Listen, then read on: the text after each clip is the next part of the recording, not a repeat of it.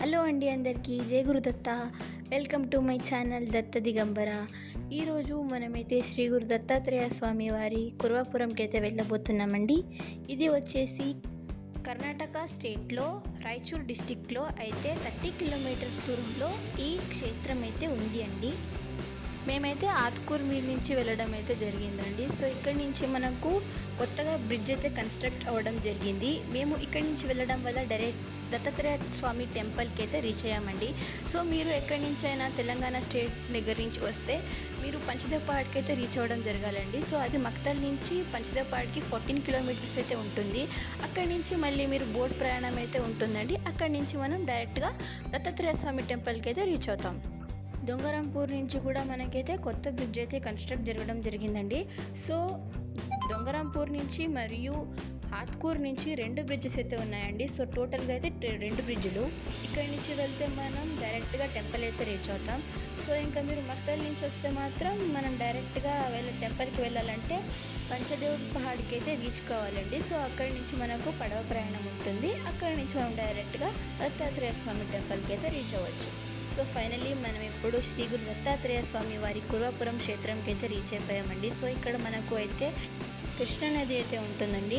ఇక్కడ మనకు rooms facilities కూడా ఉన్నాయండి. అండ్ మీకు మంచి ఫెసిలిటీస్ కావాలి అంటే మీరు పంచదేవపహాడ్కి అయితే వెళ్ళాలండి. సో పంచదేవపహాడ్ అయినా లేకపోతే 2 కిలోమీటర్స్ దాటితే మనకు ఛాయా ఆశ్రమం అయితే కూడా ఉంటుందండి. సో అక్కడ కూడా మంచి ఫెసిలిటీస్ అయితే ఉంటాయన్నమాట. ఈ క్షేత్రాన్ని కురుంగడ్డ లేదా కుర్వాపురం అని అయితే పిలుస్తారండి. ఈ క్షేత్రం చాలా మహిమగల క్షేత్రం అండి. ఇదిగోండి రూమ్స్ ఇవే అనమాట. అండ్ ఇక్కడ మనకు బోర్డు కూడా రాశారు, దత్తాత్రేయ ప్రథమ అవతార్ శ్రీపాద వల్లభ సఖుభూమి అనమాట. సో మనమైతే లోపలికి ఎంటర్ అయిపోదాం. లేడీస్ అయితే ట్రెడిషనల్ వేర్తో అయితే రావాలి అండి, శారీస్ లేదా చుడిదార్లు అయితే. సో మోడర్న్ వేర్ అయితే నాట్ అలౌడ్. జెంట్స్ వచ్చేసి టువాల్ మరియు ధోతి అయితే కట్టుకొని రావాలి. Pant shirt is also not allowed. ఒకవేళ జెంట్స్ ధోతి మరియు టువాల్ మర్చిపోయి వస్తే ఇక్కడ కూడా మనకు అవైలబుల్ అయితే ఉంటాయండి. దర్శనం చేసుకున్నాక మళ్ళీ ఆ బట్టల్ని అక్కడే ఇచ్చేసి రావాలండి. ఈ క్షేత్రంలో శ్రీపాద శ్రీ వల్లభ స్వామి 14 సంవత్సరాలైతే తపస్సు చేయడం జరిగిందండి. అందుకే ఈ క్షేత్రాన్ని తపోభూమి అని కూడా అంటారండి. ఈ చెట్టు మేడి చెట్టు అండి. మేడి చెట్టు మొదల్లో అయితే దత్తాత్రేయ స్వామి వారు అయితే ఉంటారండి. సో ఇక్కడ దత్తాత్రేయ స్వామి వారి గురు చరిత్ర పారాయణం లేదా శ్రీపాద శ్రీ వల్లభ చరితామృతం అయితే చదువుకోవచ్చండి. ఈ చెట్టు కింద మనకు అయితే పాదుకలు కూడా ఉన్నాయండి. ఇప్పుడు మీకు స్క్రీన్ మీద కనిపిస్తున్నట్టు సిద్ధమంగళ స్తోత్రం అండి. చాలా మహిమగల స్తోత్రం అండి. ఈ స్తోత్రం గురించి మేము మళ్ళీ ఇంకొక వీడియో కూడా చేస్తామండి.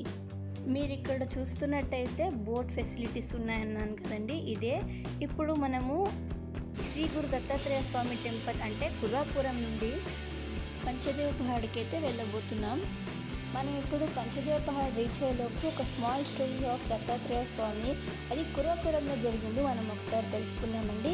సో దత్తాత్రేయ స్వామి లేదా శ్రీపాద శ్రీ వల్లభ స్వామి పిఠాపురంలో అయితే జన్మించారండి. అక్కడ 16 సంవత్సరాలు అయితే ఉన్నారు. అక్కడ నుండి గోకర్ణకి వెళ్ళారండి. అక్కడ 3 సంవత్సరాలు అయితే ఉన్నారు. మళ్ళీ అక్కడ నుండి శ్రీశైలం వెళ్ళారు. అక్కడ 4 నెలలు ఉన్నారు. మళ్ళీ అక్కడ నుండి నివృత్తి సంగమం వెళ్ళారు. మళ్ళీ అక్కడ నుండి కురుంగడ్డ లేదా కుర్వాపురంకి అయితే వచ్చారు. ఈ కురుంగడ్డ లేదా కుర్వాపురంలో 14 ఏళ్ళు తపస్సు చేసి 30 ఏళ్లకి కృష్ణా నదిలో అయితే అంతర్ధానమయ్యారండి.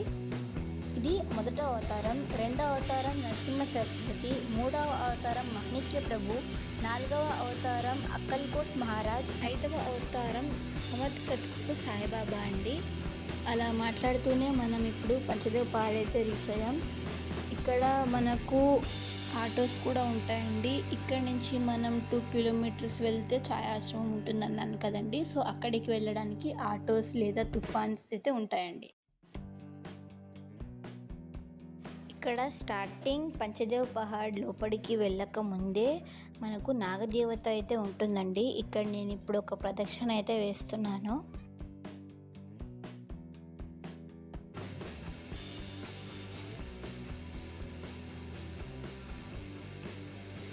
ఇప్పుడు మనం పంచదేవపహాడ్ లోపలికి అయితే వెళ్దామండి. బయట మొత్తం చాలా మంచిగా పెయింటింగ్స్ వేసి చాలా బాగుందండి. అండ్ లోపల కూడా చాలా ప్రశాంతంగా ఉంటుందండి.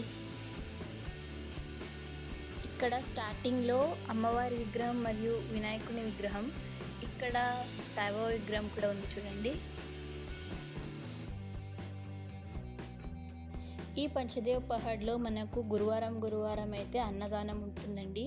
మీరు ఏదైనా దానం ఇవ్వాలనుకున్నా, అంటే బియ్యం బస్తా లేదా కాయగూరలు ఏవైనా ఇవ్వాలనుకున్నా మీరు ఇక్కడ ఇవ్వచ్చండి.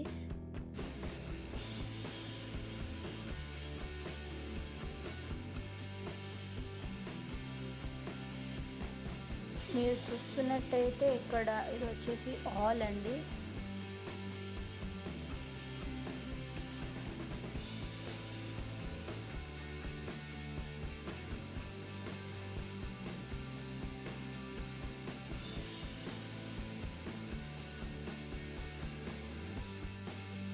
మేము ఇక్కడికి వెళ్ళేలోపు మధ్యాహ్నం అయిపోయిందండి.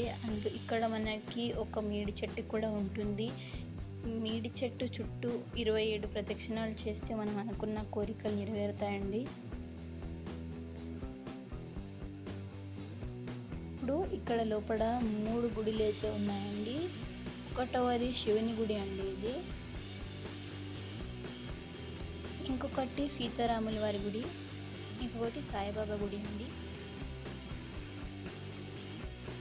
ఇప్పుడు పంచదేవ్ పహాడ్ నుండి 2 కిలోమీటర్స్ వెళ్తే ఛాయ్ ఆశ్రమం వస్తుంది అన్నాను కదండి. సో ఇదే ఛాయ్ ఆశ్రమం అండి.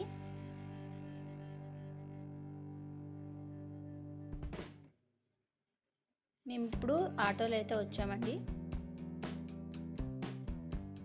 లోపలికి వెళ్దాం.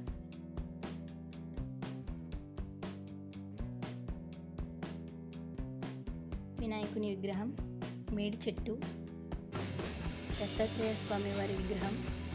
ఎంత అందంగా ఉన్నారు దత్తాత్రేయ స్వామి వారు.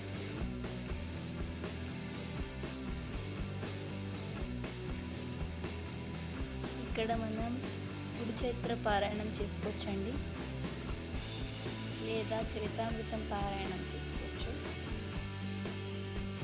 ఈ ఆశ్రమంలో ప్రతినిత్యం కరోనా టైం నుండి ప్రతినిత్యము హోమం అయితే జరుగుతూ ఉంటుందండి, మరియు దిగంబర నామం కూడా జరుగుతూ ఉంటుందండి. సో హోమం ఫోటో అండి ఇది. సో మీరు ఇక్కడ నామం కూడా వినొచ్చండి.